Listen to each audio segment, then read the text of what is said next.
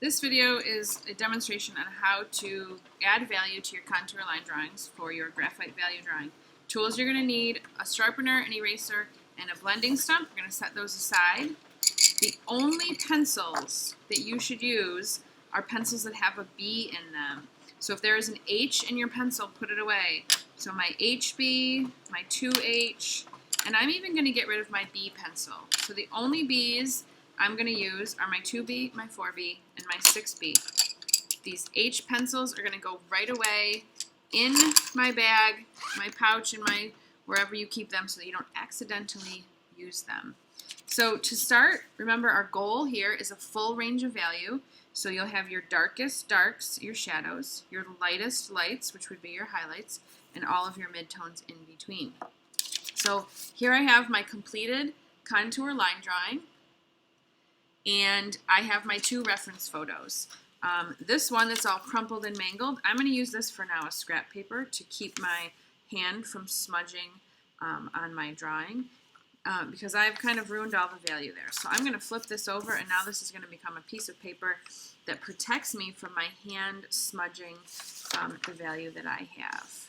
So that's going to kind of go there. Now, we're going to really pay close attention to our values in our reference photos. So if you notice inside this letter D, there's a transition from a shadow to a highlight, from dark to light in here. You have darks of your shadows, and you have your lights here, you have some midtones. So we're going to really look at our values on our reference photos, and we're going to use these as kind of a basis for drawing value into our contour line drawing. So it's going to become a value drawing instead. When we do these value drawings, you start with your background and you work your way to your foreground. So my background is just this table, these little 4 triangles of darkness that are the table. That's my only background. Some of you might have more background. You're going to start with a thing in your photograph that's the furthest away, and you're going to work your way forward from there. And you're also going to start with general value everywhere and work to a more specific kind of value where you're really refining details and stuff. So we're just going to start today with general value. So I'm going to use this. I'm going to start with the darkest parts, which are my background, these little areas. And I can start with a 2B pencil, but I know I've got to get pretty dark there, so I might actually jump to a 4B. And I'm going to think about what this line looks like. This is a nice crisp line. So I'm going to hold the pencil the way I would hold a pencil if I was writing, and get that nice crisp line in there. And then I'm going to try some different ways. I want to kind of press firmly. I'm not going to get as dark as the black of a printout, but you want to get pretty dark. Just don't try to go that dark. I'm going to hold my pencil this time with my 4 fingers on top and my thumb on the bottom. And I'm going to start just laying in some value into these dark areas. And if I want to be more precise, I can hold my pencil like I'm writing and kind of work on that. And I'm going to go ahead and do all my dark areas right now, because these are all my background. Now I'm holding the pencil this way, and I'm getting shorter, thinner lines. If I hold the pencil this way, the length of that graphite is hitting the length of the paper, and so I can get smoother lines. I can also have good control and good pressure. Now I would continue working on those in other areas. Once I've kind of done that, dark areas, don't try to go black because you won't ever achieve that darkness that you have in your reference photo in a value drawing. You just won't get that dark. But I want to make sure that my darks and my lights relate to each other. So this is the darkest area, and maybe this is the next darkest area. I want to work my way around, from dark to light. I always prefer to start in the dark areas in case you get a little heavy-handed. I forgot to mention, once you're done with that contour line drawing, you can grab your eraser and go in and erase out those grid lines. You don't need those grid lines anymore. They were just there for drawing purposes.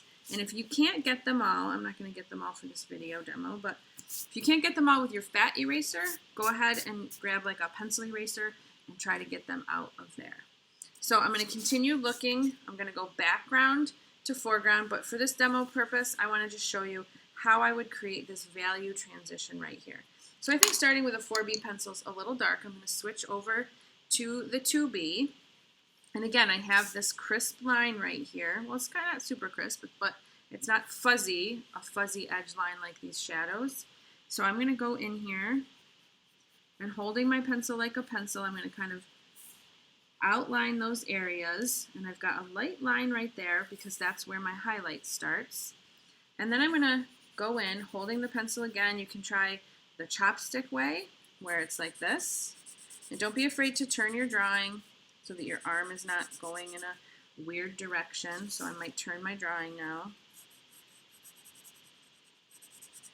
So I can try this chopstick way, I can try the 4 fingers on top, thumb on the bottom way. And I'm going to start building in some of that value. And then as it gets lighter here, I don't want to press as hard. So when I'm not pressing as hard, sometimes I'll hold the pencil like this because it's impossible to press hard when you're holding the pencil from the end like that and you have less control. And again, I'm trying to get the length of that graphite on there. And now I'm moving my hand up on my pencil so that I can build in a little bit more control in these darker values. And that should, we're trying to have a nice transition from light to dark here. There's not really quite a line. And you'll notice it kind of curves. So I want to build in that curve. And I'm realizing that I'm probably not getting dark enough up in these corners. So I'm going to switch to my 4B. And in these darkest areas, I'm going to add a little more graphite. And remember, the 4B is softer, so the graphite will blend more smoothly. Now I'm going to grab my blending stump, and I'm going to carefully try to blend, and I can go in opposite directions if it helps. Blend that graphite, and then I can even blend in here. Now what I'm going to discover is there's so much graphite on my blending stump that I've gone a little too dark in there. So it's not a big deal. I'm going to grab my eraser and I'm going to kind of go in there and try to erase out a little bit of those dark areas. And I can even use my finger if I go too dark. If there's too much graphite on my blending stump, I can clean it off on my scrap paper. But sometimes you just can't clean it off enough. So I can go in there with my finger, kind of work with my eraser and my blending stump of my pencil to kind of achieve that nice transition from dark to light.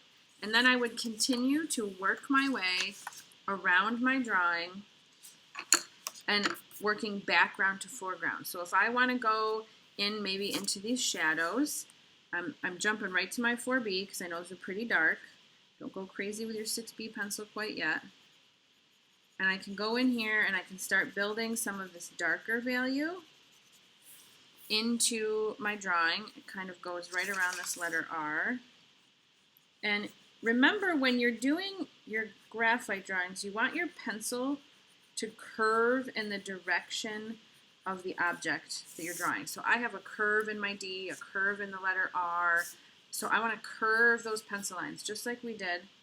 Just realized I lost a line there. Just like we did when we did the spheres and the cylinders. So I want to make sure that I kind of follow those curves. Even in my shadows, if my shadow is a curve, I'll do the same thing. Trying to look at my reference image, there's a little highlight right here that I don't, right in here, you don't want to put too much graphite in there. So I'm going to lay down a little bit more graphite in a shadow. You want to avoid pencil lines. So you can see on some of these, if I'm holding my pencil like a pencil, you want to avoid having those lines where things start and stop. You want to have nice, smooth blending transitions, which is why you're holding that graphite at an angle to the paper. So I'm just going to stop there for this dark shadow. It actually, if I'm looking at my reference, it actually curves more than I was capturing in my contour line drawing. And I can go in now again with my blending stump, and I'm avoiding the letters because those are lighter and they're more detailed, and we're working general to specific, and we're working background to foreground. So those letters are actually in my foreground. So you can see how when I blend this, it kind of smooths out some of that graphite. I'm not going to go too far with this for this demo.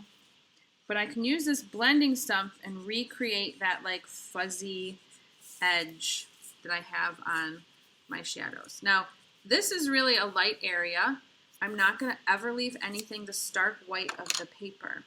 So for this, what I'm going to do is I'm going to grab my 2B pencil, I'm going to hold it on the end, and I'm just going to lightly, it's probably so light you'll barely even notice a difference in the video. And I'm ignoring those stacks of paper right now. I'll get to those later. Those are more in my foreground. And I'm just really, really lightly laying down just a little bit of value on that sheet of paper. I'm not going to finish this whole thing, but I normally would. So I've got some value in here. Now if I grab my blending stump and I try to blend that, I'm going to have all that graphite on there. So I'm not going to use my blending stump. You've got a couple options. So I can take a tissue and kind of wrap it around my finger like that, and then I can use my tissue for some clean blending. And you got to be careful that you don't blend too far. If your finger is too fat for a small area, you can actually take that tissue and sort of twist and make a little point like that if you want to get into the little tight areas that are too small. So I would continue working, paying attention to the values and the relationship. How dark is this? And how dark is this? And how do these darks compare to each other? And making sure that if this is darker than this, that when I draw it, this is darker than that. This will just get you started, and I will try to do a video later on how to do your finishing touches.